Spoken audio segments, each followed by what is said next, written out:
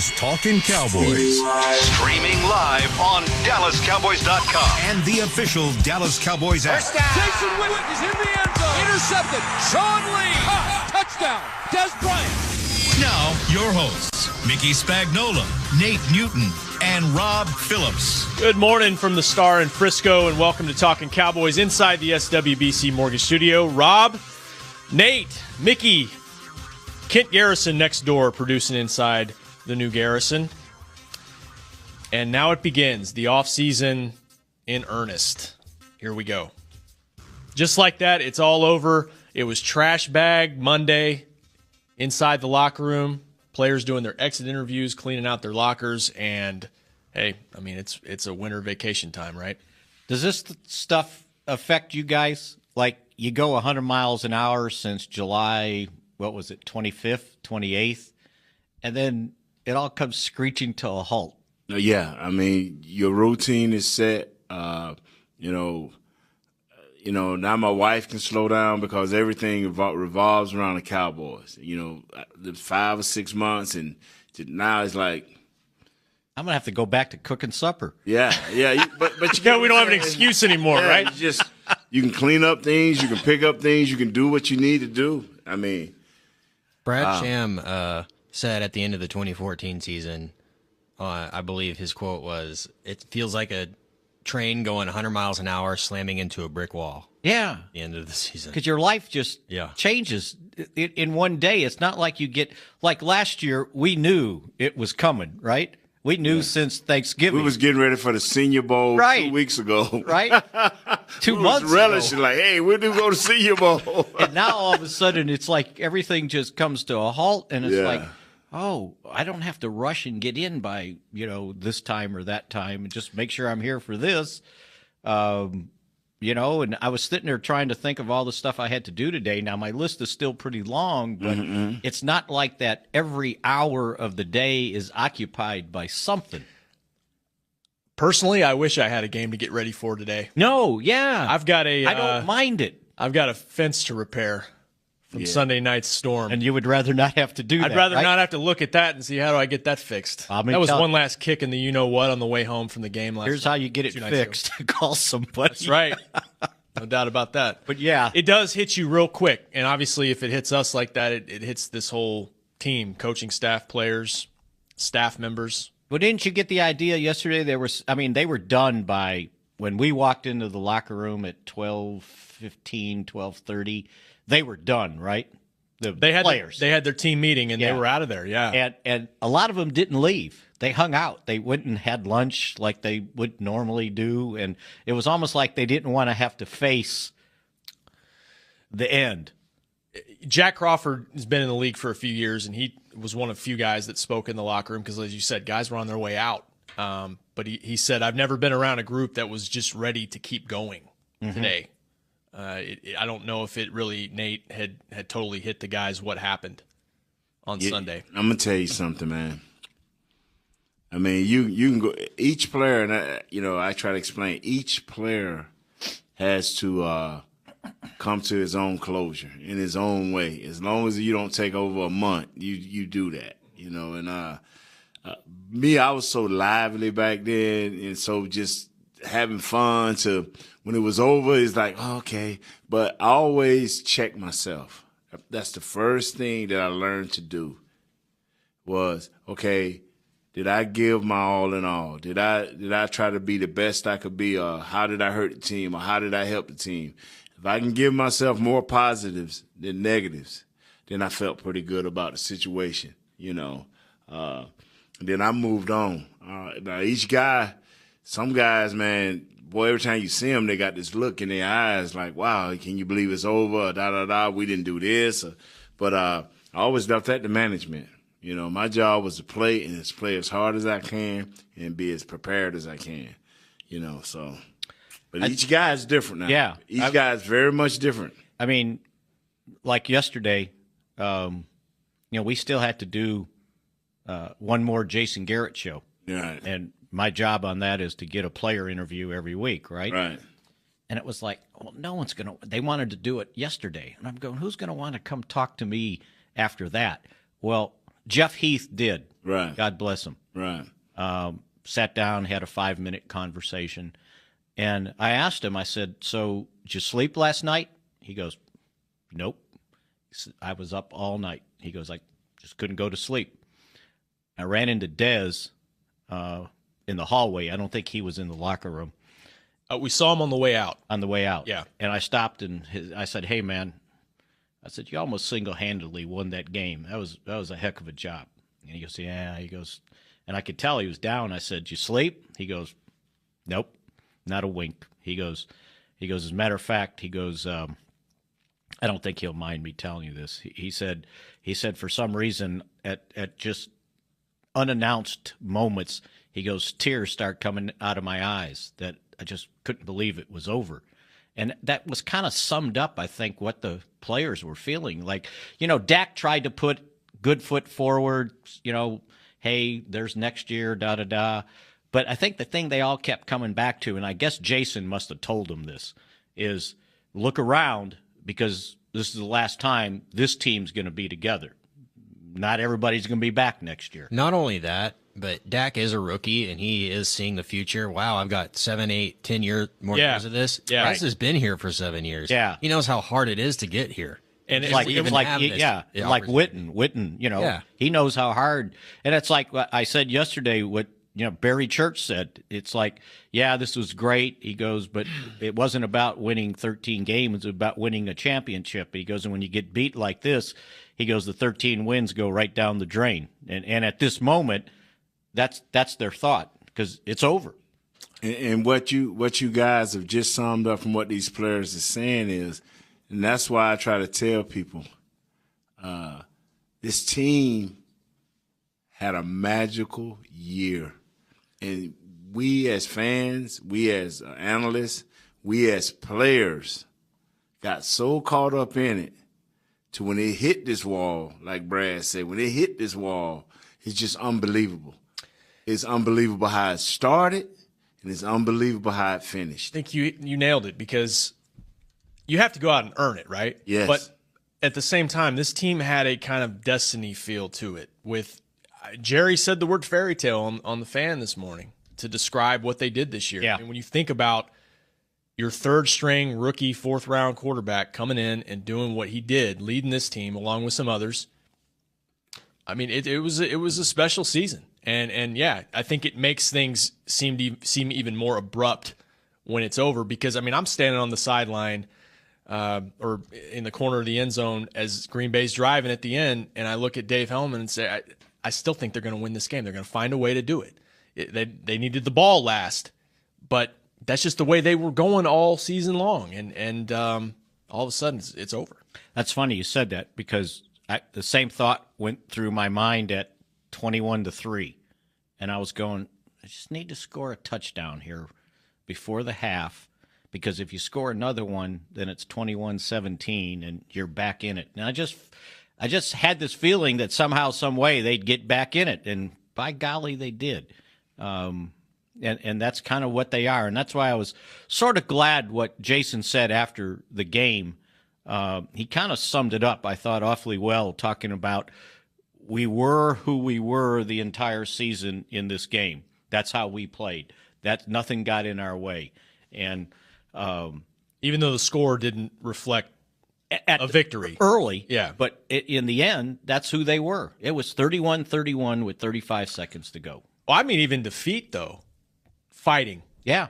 And putting themselves in position to win the game at the end. That's what they did all year long, and that's why they wear that word on their T-shirt. It's like I told the guys this morning, I said, everybody should have to come in to that locker room on a Monday after the final loss in a playoff game and just kind of sense what the players go through. You didn't have to do it that many times.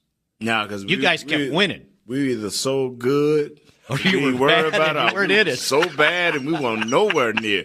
We were Senior Bowling it for a while, brother. Believe that. Jimmy and his staff went to the Senior Bowl, to the Aloha Bowl, and whatever else bowl where it was players being. And see, that's the thing. Like, it's not totally over because you have the Senior Bowl next week. The organization will go out there and right. scout that. The coaching staff is going to coach the Pro Bowl next week in Orlando, so they've still got work to do.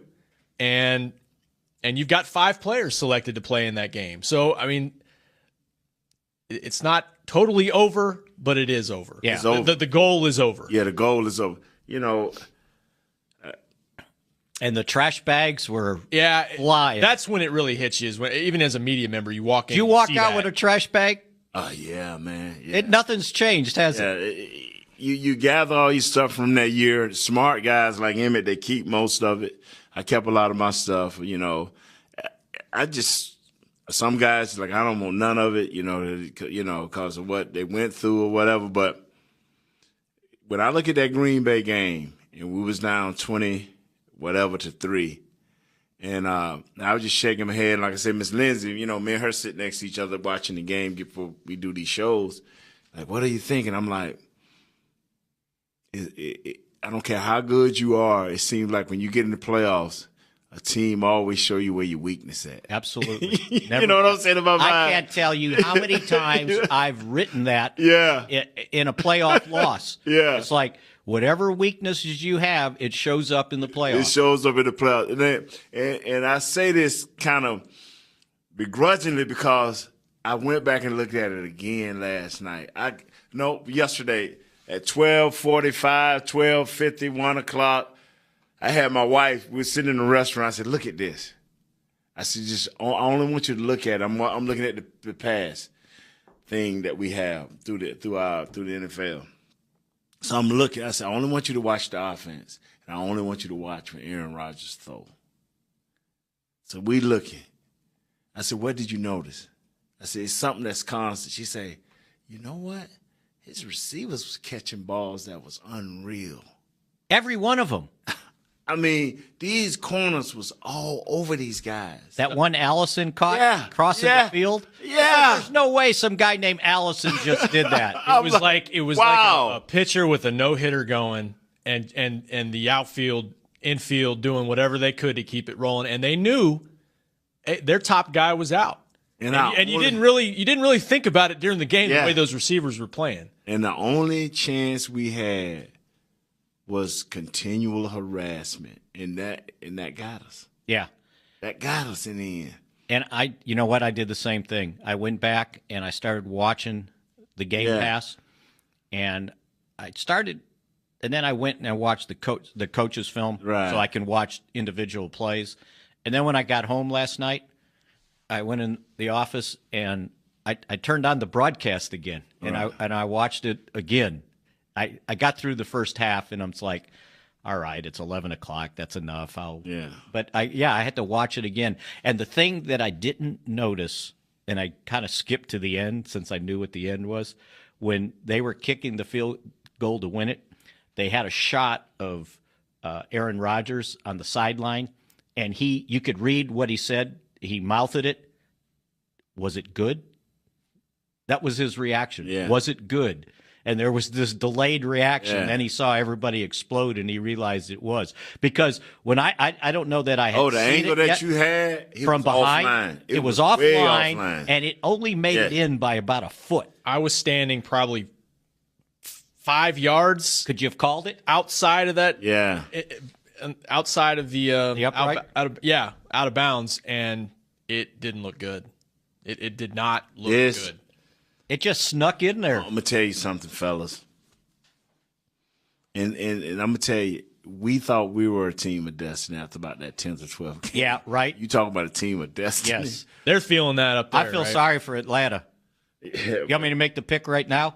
Nah, I'm going to tell you something. We'll save that till the end. You what. Last show of the week, by the way. But if Green This Bay, is the last show of the week, right? But if Green Bay take a deep breath, Atlanta got everything. Well, I mean, they can. And they got enough defense.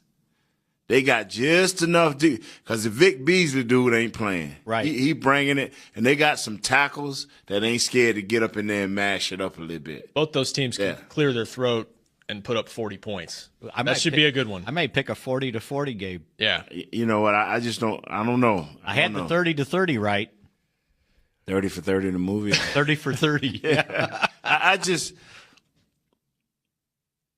You cannot, but that being said, I'm going to change my voicemail, because I'm on a rampage. Do not feel like this season was a failure. Just do not believe that, because when I look at what we are working with, and then Jason Garrett said we have a core group of players, and all of this core that he's talking about, the oldest guy is Sean Lee. Right. I'm not counting Witten because he stands by himself, because we don't know what he's going to do at this point. But the oldest guy is Sean Lee. That's a core player that makes an impact. You got Malik Collins going to grow another year and get better. You got Dave Irving going to grow another year and get better. You got Byron Jones. He ain't scratched the surface. He hasn't scratched the surface. Church, probably another older guy, free agent, but he's a free agent. But these are guys that you can depend on. I'm not even going to talk about the offensive guys that everybody been talking about forever. Yeah, I'm talking about the defensive guys that we can put pieces around and improve. You ain't got to. Pass rushers are good in the first round. They're like quarterbacks. Pass rushers are good in the first round, but you can find them in the second and you can find them in the third. So you just can't miss. If you do go in the second or the third, you can't miss. Normally, when you get a guy in the first round, he normally be pretty good. And think what happened to that pass rush since we're on it. Yeah, Lawrence gets suspended the first right. 4 games, gets back in, hurts his back again. Right. Randy Gregory, you think he would have made a difference if he would have been on the field? I mean, that would be just sickening that he got suspended again. And the guy we forget about, who we thought could be a starter, Charles Tapper. The best he could do on Sunday was stand on the bench waving a towel, because they had put him on injured reserve already. So that you hope from within he could help you next year if he's healthy. If he's healthy. But I still think you're going to have to take steps to help solidify that position, and you can't say, well, DeMarcus Lawrence is going to be healthy. Well, the next year we'll get Randy Gregory back. Well, you got to look at those guys healthy. are not going to be there. Right? Tapper, Gregory, and Lawrence, you got to act as though they're not on your team. And if you get any one of them back at any part of the season, it's a bonus. Yeah, you got to draft. Now but now I'm not Will McClay, and I'm not Mr. Jones or Stephen Jones in this case, because when you go to talk about drafting a guy with the first round or the second round, you want to be almost sure in your mind that you cannot have no more. And I say this, man, with great respect for what the Joneses have to do. You cannot get another Gregory, and you cannot get this kid we got that's waiting on this thing to regenerate. You have to move now. Your window is big and wide open now. I hear what you're saying. They need an immediate impact. Yeah, if on possible. Defense yeah. next year. You mentioned Witten. I think he said returning would be the plan for sure. He obviously at his age, how long he's been, you empty the bucket, and it's tough. But the question, I think, for a veteran coming back is Tony Romo and what his status will be. Jerry said on the Fan this morning that no decision's been made that way. So we can feed the beast today. Yeah, we probably some more. need to do that. That's probably a whole kind segment of go on over that. some of the things Jerry had to say this morning. But probably last time we'll hear from him until, well, maybe next week. Hopefully he's at the Senior Bowl. Right. So, yeah, things continue for this team, but kind of circling back to what we started with, a third of an NFL roster changes every year. And when you look at what this team had going into the playoffs from 2 years ago, just maybe a little over half the roster was back from 2014. So, yeah, the 2016 team won't be together again. It'll be different next year. They've got a core they feel good about. But they've got to start over and try to get this going one more time. Let's take our first break, and when we come back, let's get into a little bit of what Jerry said, what Jason said in his final press conference of 2016 next. Let's say you're a person. I'm a person. A person who switched to AT&T and got up to $650 in credits when you traded in your current smartphone and bought a new one on AT&T Next. I sure did. And use it to stream competitive eating videos. Oh, that's him. Sorry, can't talk. I'm trading. Get up to $650 in credits per line when you switch to AT&T. Trade in your current phone and buy a new one on AT&T Next. AT&T, mobilizing your world. Switch off a limited time. Each line requires eligible port-in, trade-in, purchase, and service. Get minimum of $10 trade-in credit plus prepaid card and amount of device balance or early termination fee less trade-in. Hey, Cowboys fans. Did you know that over the next few years, more than 1 million service members will transition from military to civilian life? Veterans face unique challenges when they get out of the military, and Bank of America and the Dallas Cowboys are teaming up to help with financial education, career opportunities, and support of military nonprofits and organizations locally in North Texas and across the country. We're proud to support our troops and are deeply grateful for the dedication and sacrifice of our service members and veterans. Bank of America, official bank of the Dallas Cowboys, invites you to join us in our efforts to get involved by tagging game day photos on social media using hashtag TroopThanks, that's hashtag TroopThanks, and by learning more about our commitment to veterans at bankofamerica.com/military support. Together, we can thank our troops in ways that make a real difference. Copyright 2016, Bank of America Corporation. I went to my first Cowboy football game at the Cotton Bowl when I was 10 years old. I've been a Cowboy fan ever since, in the Super Bowl years and the not-so-good ones. Teamwork is what makes winners. At the law office of Domingo Garcia, we play as a team to win your case. If you have been hurt in a car or truck accident, injured on the job, call the law office of Domingo Garcia and join our winning team. With offices in Dallas, Houston, Austin, Odessa, and Tyler, we can help you in Texas. Call 214-941-8300. 214-941-8300. This is Talkin Cowboys. No matter win or lose, we're talking Cowboys and we're talking Papa John's Pizza. We know why it tastes so great. It's ingredients. The veggies, fresh, whole, never frozen. What about the meat, Mick? Pepperoni, 100% pork and beef. And I just read where you can get an extra large one-topping pizza for $10.82. And you hashtag it with I'm with Witten. Okay. And some of that goes to the Witten Foundation. I just on 1082, not 1080, not 10, not 11, 1082 a pizza. I just don't understand how Mick, you pick up more coupons than I. It comes up on the internet. I just see it. He's in the paper snipping them out. Yeah.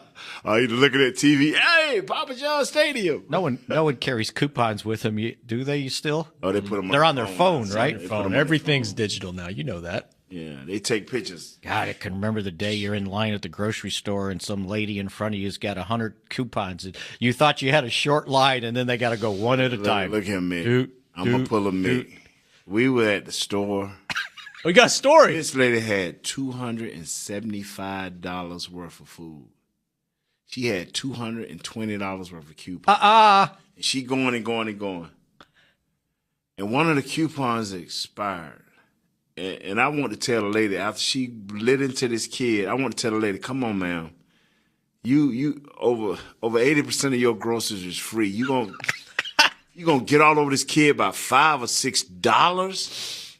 Come on, lady. Come on now. And she opened up her purse. She had a wad of money. Like, come on, I understand about being thrifty, but it comes a point where I want to tell the manager when he came up there, man, I'll pay for this. Just, let me just get in line. That happened to me. They were arguing about $1. I had to say, hey, here's $1. Come on, I got to go. Wow.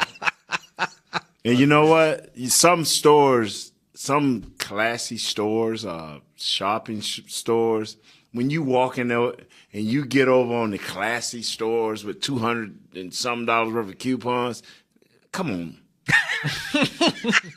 Come on. Hey, trying to save a buck.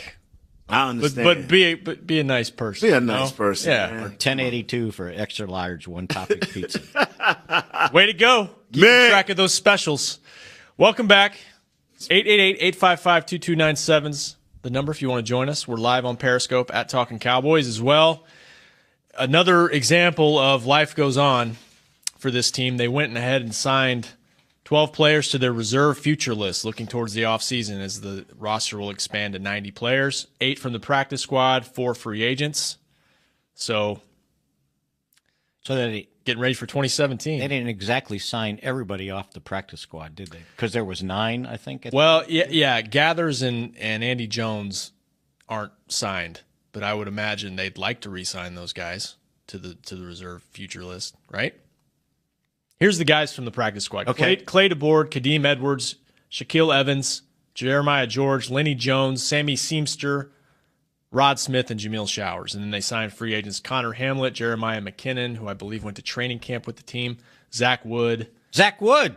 He's back, and Duke Thomas. So there you go. So comparatively, last year, if we want to name the reserve futures that we had last year, it was Derek Akune, Dante Foster, DB Buddy Jackson, Ben Molina, the Aggie, defensive end Mike McAdoo, cornerback Brandon McGee, defensive end F.A. Obata, and linebacker / fullback Keith Smith. So one of those made the team in the end. Keith Smith. Who's it going to be this year? You know what, Ken? Hanging around for the 20th time. Kent, I'm glad you're back, man. Because I last week, fellas, forgive. I'm just saying, somebody will probably make the team out of me, those 12 players. So yeah, and we had a lot of hope when they got the training camp for that McAdoo guy. And F.A. Obata. Yeah. And they kind of bottomed out. Wow. F.A. Obata might still be with Atlanta on the practice squad. I know he's somewhere. See, that just go to show you. I don't remember Keith Smith because he made the team. The rest of them, I forgot about. Hey, that's this business, right? Yeah. A small percentage make it. All right, let's recap what we heard from Jason Garrett yesterday in his final concerning the Beast press conference of the season concerning the Beast, among other things, Nate. And Jerry touched on it as well, as I mentioned in the right before break. No decision made on Tony Romo. Do you guys just want to start there? Sure. Jason, let's go. Yes. Jason, I thought, was quite candid in more than he's been. And, before that, you're in the course of the season and you're just focusing on your next opponent. But pretty candid about the dynamics of that decision and what went into sticking with Dak Prescott as the starter. Yeah, I thought the interesting comment he made that when he disputed what Romo said, it's a meritocracy, and if you have merit, cut. You should play. We do. Yeah. Well, let's go with Would you like to go to it? I would love that. Jason Garrett from yesterday's press conference. Well, it was a challenging situation for everybody. And, one of the things that I think is important to understand in evaluating this situation, Tony and I talked about this. He said very eloquently in his press conference about midway through the season that it's a meritocracy. And Dak has earned this opportunity. And in my visits with Tony after that, I said, I agree with you, but I actually think you misused the word meritocracy. Because if you look at what he's done in his last 20 starts as a Cowboy, he won 15 games and lost 5 of them. So when he had his opportunities, based on the merits, there's a compelling argument to be made that that guy should be your quarterback. And the thing that was challenging for him and for everybody was these decisions were independent of each other. What happened when Tony got hurt, Dak stepped in and this team got going. It went on a run. And what we needed to do was somehow, some way stay on that run. And those decisions were kind of independent of each other. Because based on the merits, there's a compelling argument for Tony Romo. But the team was just at a certain place, and they were handling that situation so well that it was just in the best interest for us to continue down that road. And the challenge for Tony was to kind of process that in an unemotional way and get himself ready. And I thought over the course of the season he did a really good job of that. And again, I think he showed who he is. I've described Tony Romo a lot of different ways through the years, but the thing that sticks out to me is he's Burlington, Wisconsin. That's what he is. He's middle American values, brought up the right way, and I think we all saw that in how he handled that situation. And again, he was ready to play if called upon. I think he helped Dak in every way that he could, and that whole relationship helped our football team. Pretty good stuff there. He's Burlington, Wisconsin. Yeah. Can't Jason just be like that all the time? Just tell it like it is. I'm glad it's the end of the season, so he can kind of talk about it that way. But can't got do some it. Good words. You can't do it during the season. You just can't do it. Well, he's not focused on it. He's not focused on a tough decision, Dak or Tony. I mean, he's focused on this is our decision. All right, we've got the Ravens coming up. Yeah, it just gets in the way. But yeah, I think he said it well, and that's what it came down to. It was nothing against Tony, nothing against what they thought he could do. It's just what was going, and you weren't gonna destroy that or change it. Now, would it have gotten better? Maybe. You never know. But it was pretty darn good. And the guys were responding to the guy that was the quarterback at that time. And frankly, I think they made the right decision. You had to go with it. You couldn't change that way in the middle of the stream. He credited both players for, Nate, just handling the situation as well as you possibly could and not causing a disruption in the locker room. I was surprised a little bit that he said this as well about Tony. We certainly want the best for him, whether he's here or whether he's somewhere else. He's done a fantastic job. Great job. You know, we'll see. The best coaches and the best players focus on what's before them. The best players and the best coaches focus on what's before them. And if you deter off of that just one little bit, now it's expected of you all the time. Right. And once that becomes expected, now for every time you take away from your team, from every time you take away from your routine of what has made you successful and what makes you you, that hurts. That hurts your team, and that hurts what your common goal, and that's to win each and every game. That's why he can't do it, Kent. Can't do what? Can't answer those questions. I know why. Season. Yeah. Why he's got it. Saying he has the reputation of never being like that or having the inability to be like that. But, eyes forward, right? Yeah. Yeah. My favorite moment, though, go ahead, Nate. No, go ahead on, brother. I was just going to say my favorite. No, because when Ken asks a question that he's, like last week, I was trying to get to that early.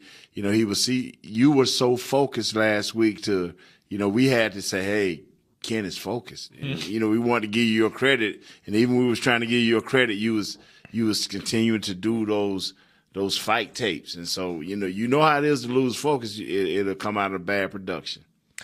Speaking of candid, favorite moment from Jason Garrett's press conference yesterday? Yes, I know. A little slip up and getting a little emotional talking about what a competitor Zeke is. Yeah. Did you catch that? No. You missed it? Nah, what happened? Oh, we should have. Well, we can't really pull that, can we? He had family show. He had half. It's still on the website if you want to go dig and find it. He had half the F word out when he was talking about what a great competitor Zeke was. Said he loves it. Football. He caught him at the F. Yeah. FU. Stopped himself and got about as red as your shirt. Yeah. I'm going to tell it here. F-bomb. I tell it right here. A lot of people was, saying, Zeke, and I ain't say 30 carries or 45, but see, that's why I don't want to go over this game again. This kid, man, this kid could have won this thing, bro. Wanted more than 22. Huh? It not the 22. It's not the number. It's just the different things that I think he can do. It was the win. Yeah, I just think the different things that he can do. And but we'll get back to feeding the beast because we'll get into this later on. Jerry on the Fan today asked the same stuff about will Tony be back. He said, I don't have to get into that at all, and I'm not. As a matter of fact, there are several cards to be played. Don't think for 1 minute, this is what Mickey said earlier, don't think for 1 minute if you see something written or something said about what or where Romo is going to be relative to our team that there's any credibility to it. There's only one that can make that decision, and there's been no decision made. He went on to say he thinks Tony will play in a Super Bowl one day if he's healthy enough. Now the question is, where would that be? And he said, we've got a lot to think about here, but that's in the future. It ain't often you can get Mr. Jones. When he speaks like that, believe me, he's sending word to everybody. Now, don't get me wrong, he's already probably told his other members, and his son and his coach and his player personnel. I'm making this decision. I'll listen to what everybody has to say. But I love when he's definite like that. Now, that means I don't have to go around speculating. I'll just get Kent to record this, and I'll get my little speaker. Every time somebody asks me, what do you think? Here's what Mr. Jones said. Have it queued up. Yeah. We need that on our phone. Oh, I'm serious. And I would just really, push if it, I right? could have that, and somebody asks me, what do you think about Tony? I would click it every time. The speculation is going to be insane now. Can we make that a ringtone? Yeah. Can you get like words as your ringtone? I mean, it's a serious situation. Everybody laughed when the first time we heard him say, this is the best situation the Cowboys has been in for as a quarterback. Yeah. Spot in forever. And that's when everything jumped off the hook. Well, you know what? Until something is officially done, it's still the best situation that the Cowboys has been at that spot in a very long time. See, and there's some variables in there that we have no idea what the answer is. Yes. Like, what's his worth? Number one, you know the worth to you right now, right? What's his worth on the open market? What does somebody else think Tony Romo's worth? Not only in supposedly trade value, but what sort of salary would they give him? Number two, I know he wants to play, but he's not going to just go. He's not going to Cleveland. I don't mean to pick on Cleveland. He's not going to Cleveland. So show me a team that's on the verge that might have been in the playoffs that's a quarterback away. Okay? Now, how much do they value him? Is it a first-round pick, second-round pick, first and a third?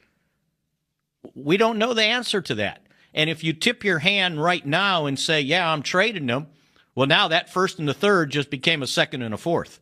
I'm going to tell you something. Because they think you're desperate to get rid of him. And they're not. And they shouldn't be. I was sitting at lunch, with the same with my wife. And, sweetheart, what do you think Tony's worth? First rounder. I said, no. Not what the Cowboys think he's worth. Yeah. What does you? Because she's Texas and Denver. Texas. I say, do you really think the Texans or Denver want to give up a first? I say, on top of $19 million? Oh, I didn't think of that. Maybe a second. I say, still $19 million. I'd definitely give a third. And that's what the fans are going to go through for the next, and ever till this decision is made. The beast. Yeah. It's not easy. It's not. It's not easy. And you know what? And if it was easy, that means Tony ain't very good. Right. Right? We know he's not valuable to you. Right. Because the minute he walks out of this building, now you're looking for a backup quarterback. Now you're back to where you were 2 years ago. I like more. I mean, because this kid came in and was valuable in the role that he played. Right. Is Sanchez. But I don't care. I like you, Sanchez, but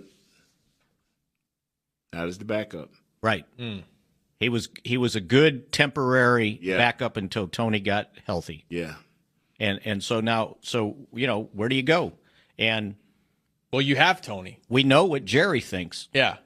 It's not like they have to get rid of him. No. And if he's not here, then what do? You back to the same discussion we had last year. Who do you go out and sign? Do you draft a guy? Do you behind that? It's more important things that this team, if they going to make sure they expand on what happened this year, backup quarterback is not the issue. So, people can kill that for a while. Moore is your guy. If his ankle is 100%, he is your backup. It's more pressing, regardless of whether Whitney's here. We need a tight end that we know that's going to stand up and be capable of going down the road. We need some backup cornerbacks. We need a pressing pass rusher. We need those things. We need another backup offensive lineman because we don't know where Collins at, where Leary's going to be at. If Green can stay healthy and play. We don't need a question mark at the strength of our team. So backup quarterback, Showers, get ready, baby. I know your name now. Get ready. Kent, what were you saying? I was saying how relieved Jerry and the whole organization probably is at how Dak played in that game, because there is not going to be those questions going into the offseason about, should they have put Tony in there? Would have made a difference? The way Dak played down the stretch, I think it silenced all those critics. This is our guy. He went toe-to-toe with Aaron Rodgers. Yep. You know, I mean, what more could have Tony have done other than win the game, honestly? I thought Miss Lindsay's phone was a Mexican jumping bean. What, during the game? During the game. Why is that? Because they kept going off? Twitter was going off. Put Tony in. We down 20-3. Put Tony in. Like she could take care of that. Yeah, but I'm just saying. I know. And people are doing it. The beast was getting fed. You hit me? So if Miss Lindsay's phone was going off, you can imagine what Broady's phone was doing. I didn't even look. I didn't have time to look. I was charting the game. So I still didn't look. Yeah. But I bet it's funny. Yeah.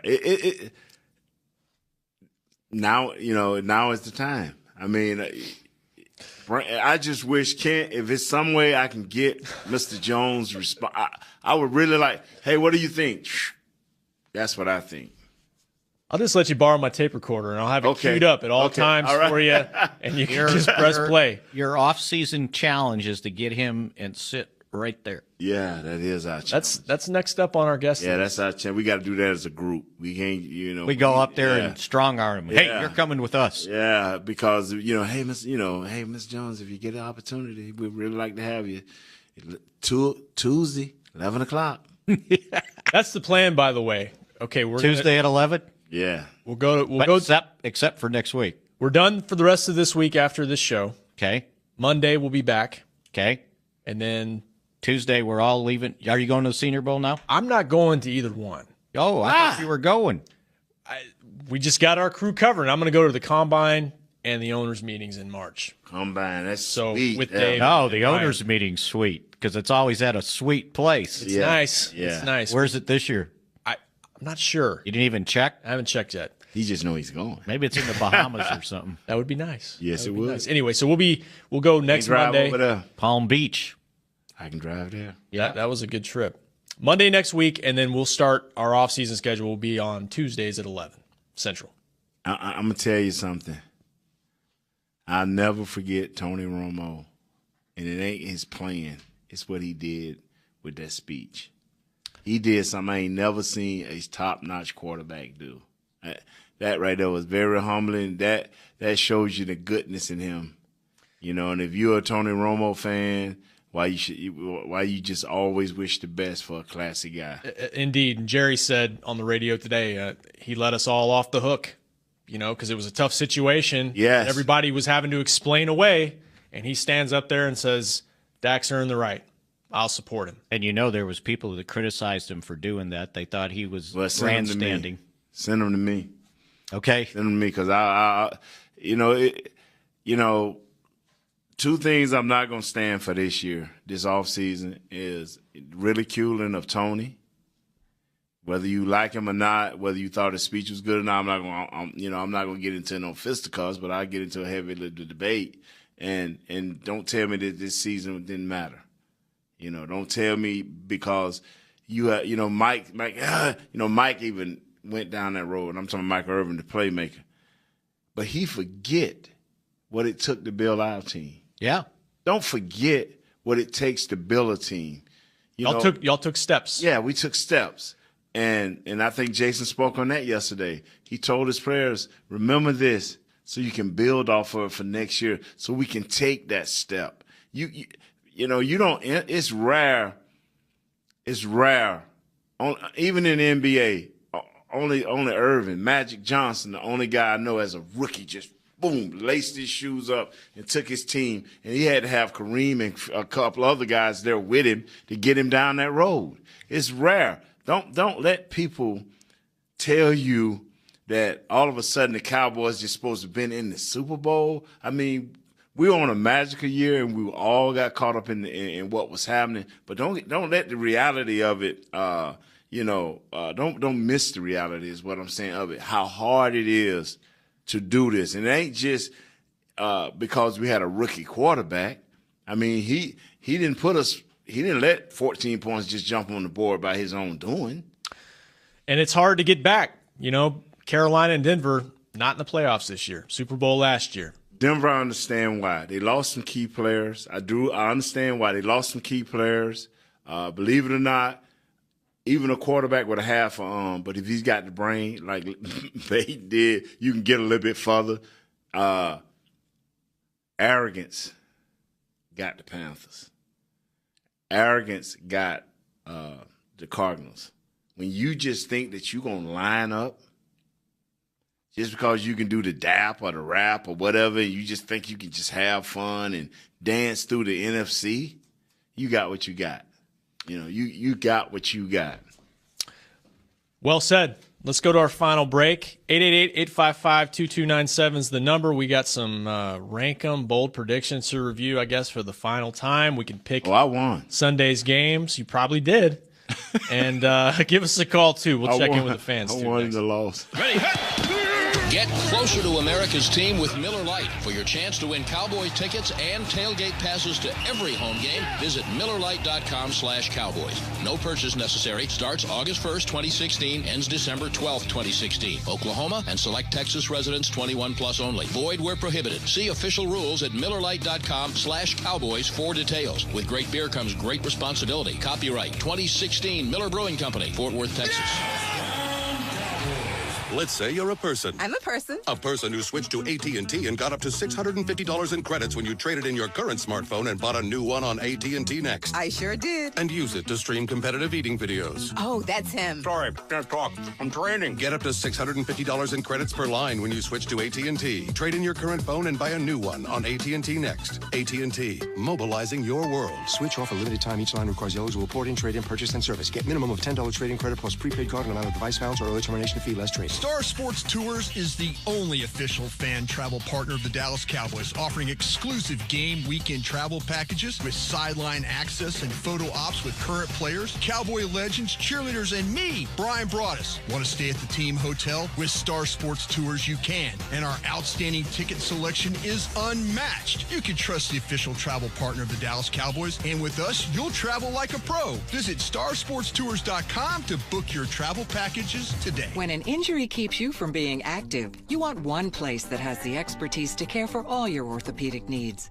As the largest not-for-profit healthcare system in Texas, Baylor Scott & White Health is ready to care for you as a whole person. From athletic injuries to arthritis, you'll get personalized care from orthopedic specialists. So no matter where life finds you, today or in years to come, trust that we'll be there to care for you. To find a physician, visit BaylorScottandWhite.com. This is Talkin Cowboys. And we're talking Papa John's pizza because we know that pizza's great because of the ingredients, the veggies, fresh, whole, never frozen, the pepperoni, 100% pork and beef. And when you got ingredients like that, you have better pizza. You can get an extra large, $10.82, one topping, and a donation goes to I'm with Witten, hashtag I'm with Witten, and you get that deal. Thank you much, Mickey. Welcome back to Talkin Cowboys. 10 minutes left in the show. Final show of the week inside the SWBC Mortgage Studio. Putting a bow, exclamation point? Exclamation point. Is that appropriate for a loss on this season? I don't know. Putting a period on this sentence. I think it's an ellipse. Yeah. To be continued, right? Keep going. Can they build off of this? As Jason said in the press conference yesterday, I think he said they got to fuel the fire. Well, use this as motivation. We'll find out. I'm sure it's too soon for everybody to get fired up again. They kind of have to almost go through football detox, and then I would imagine by time they get to sometime in February after the Super Bowl, they'll get jacked up again. Yeah, a lot of players got to get past the Super Bowl because they're gonna look at Green Bay, and this is the worst thing about it. If Atlanta beat them in a shootout, it won't bother them as bad. But if Atlanta just shut them down, the defense gonna be like, really? Yeah, right. You know what I'm saying? Yeah. But see, we were our team of the 90s. We were slowly building, and we didn't have a magical year. It was year getting better. I'm gonna tell you to the point where when Detroit slaughtered us up in Detroit, we went in and we were ecstatic because we finally had some success in the playoffs, and we were ecstatic. Couldn't wait to get to next year. Yeah, couldn't right? wait to get to next year.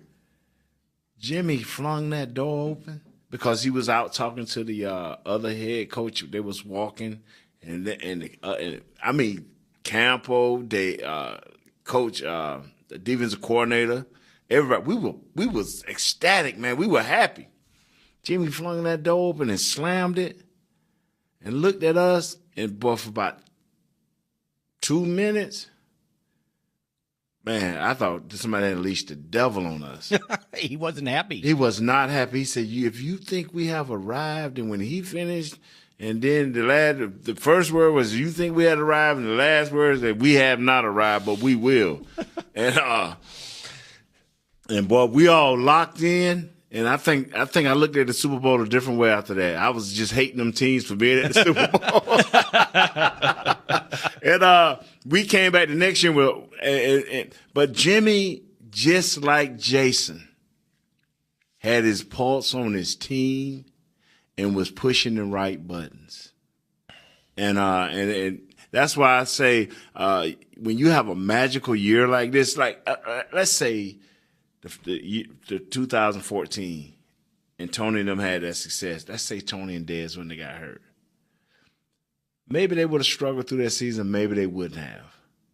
But it still would have been a process where Tony was there and they would have been building. Now, let's say Tony get hurt like he did. Now, all of a sudden, Dak come in and have a magical year. You could see the growth. So now you may look at it a different way. But you go from 4 to 12 to all of a sudden 13-3, the biggest turnaround ever, the most amazing rookie, not only quarterback, but running back. Never seen a defensive line like Malik Collins, not to practice, not no OTAs, barely practice during training camp, come in and do what he did. David Irving picked himself up off the street and made himself respectable, almost a household name overnight. Anthony Brown, a 6th-round pick. I mean, this year here, and then we playing teams where, okay, he get hurt the week before. I don't know who it is, but they hurt. All of a sudden, we ain't facing this guy. Mm-hmm. We got Aaron Rodgers still in the middle of him and Jordan Nelson trying to find themselves. We catch Big Ben coming off an injury up at Heinz Field. This was a magical year, people. Right. And I'm in Wally World right now.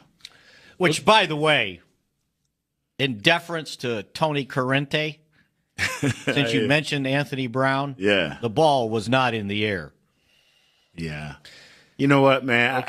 You know how I feel about it. I think wasn't in the air. I think he should have started that game. I think he should have played the whole game, and I think we should have used more. But you know what? Just like any great player, Aaron was ready. He was ready for the 3 rush. They were ready. I mean, they were ready offensively. And especially on the last play when you tackled David Irving from behind. Yep. Just go back and watch it, and you'll get, mad. Yeah, but you know what? But that's part of it. I know. It's part of football, and missed calls on both sides. If you'd have went on and watched the Steelers game and saw what they sent, Pouncey is one of the top centers in the league. But he must be not healthy because you could have put the defensive line in straight Jackson and not hold as much as this kid. So the Kansas City tight end, Kelsey, was right? Well, Pouncey was like a lion, raking guys and holding them up. They had 2 guys. You know how in like at a wedding, you have like one of those dance trains? Right. That's what that looked like from behind. 2 guys grabbing onto Irving and caving him in from behind. You cannot see, and that's why the NFL, it's no such thing as you got games. This is not a 7-game series that we're playing here, where you can get the crews after the first 2 or 3 games, everybody know how everybody's working. You can't do that. These are one-and-done games. And he still wasn't in the huddle either. Got it. There was no huddle. None whatsoever. I should have stopped. I'm sorry, Rob. No, I mean, he mentioned Anthony Brown. It just brought me up after I did all that homework. Nate said he didn't want to talk about the game anymore. Well, I'm just saying. No, it's just when I look at games and I'm watching certain players that I like, I like Pouncey, so I'm kind of eyeing him. And the 3 or 4 plays that I'm eyeing him, boy, he's holding guys like if they call Doug free for holding. You could call holding on any play, in any game. All right, let's go to the phone lines, Kent. All right, go ahead, Wisconsin. Live from Wisconsin. Live from Wisconsin. That's it? Just Wisconsin? Cowboy fan up here in Cheesehead land. Love what you guys do. Really appreciate it. Thank you. Just a couple things I want to touch on. When Jalen Smith comes, and plays next year, one of the things I noticed in the Philly game and in the Packer game is the Cowboy defense was exposed by the tight end. So do you use Jalen Smith as a pass rusher, or do you use him as that guy who can cover a big physical tight end? And then the other points I want to make is one of the things that I'm concerned about, but I'm also encouraged about, I think Jason Garrett, what I'm concerned about is that he doesn't have that killer instinct like Jimmy had. You listen to Nate talk about when he played for Jimmy and how Jimmy the reason they won 3 Super Bowls is because Jimmy demanded that they, and Nate, you can speak to that, and I just wonder if Jason has that or doesn't have that. I think it's a different era as far as coaching players. What I'm also encouraged about is I think, unlike Jimmy, I think the thing that Jason does really good is he understands his role and how he meshes with the owner. And I also think the owner has matured a lot in his role as the owner from those teams in the 90s. So looking forward, I'm encouraged. Can you speak to some of these things I've brought up? Thanks for the call, Paul. Well, I don't know that you generally have your middle linebacker covering a tight end, and he's a middle linebacker. Now, when you get into nickel situations, you're hoping he can play every game, but you didn't see Justin Durant covering Jared Cook. You saw Byron Jones and Barry Church trying to do it. So it's not like the old days where the linebacker runs with the tight end, because these tight ends ain't normal tight ends. Yeah, and now unless you can get away with grabbing the guy and causing his feet to tangle at the 5-yard line. What about Jason Garrett's killer instinct? He got it. Yeah. These people don't understand. Jason Garrett got it, but he just don't have. We were looking for a whole lot when Jimmy came in. Jimmy wanted it out there. Jimmy wanted everybody to know he was it. Jason don't look for that. Jason looks to just coach his team. He don't care whether he's getting the glory or not. He's just coaching his team. And I've seen Jason behind closed doors. I've seen him do some of the exact same things at Jimmy. Like at breakfast one morning, I'm up early and I'm watching him.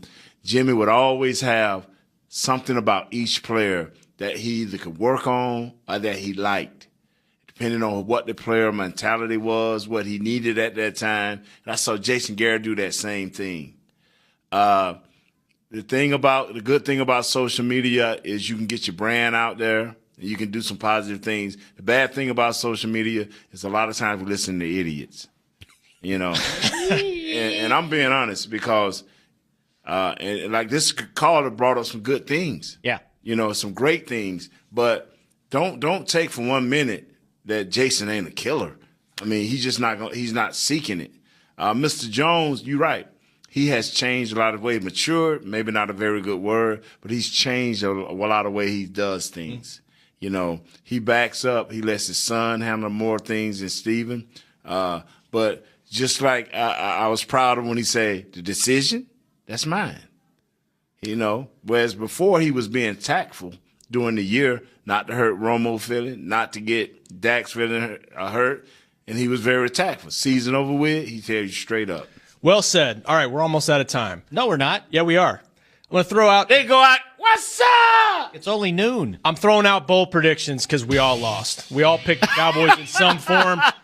Rank them. I won. I picked Dez, so I win. He won. Wow. Oh, you had O-line. Ken had Dak. I had Dak. Come on. All right, we split it. Mickey had Terrence Williams. I lost. Go Champs. Who you got for NFC, AFC Super Bowl? Packers. And? No. I got the NFC. I don't care. When we got out of I got the NFC. Kent? I got the NFC winning the Super Bowl. I always do. Packers against the Patriots. I'm with you there. All right, everybody, thanks for joining us. Go Steelers! Go Steelers! And by the way, Nate and I will have a return appearance 7 o'clock tomorrow night on the Legend Show. Sleep tight if you can. If you can. See you guys Monday.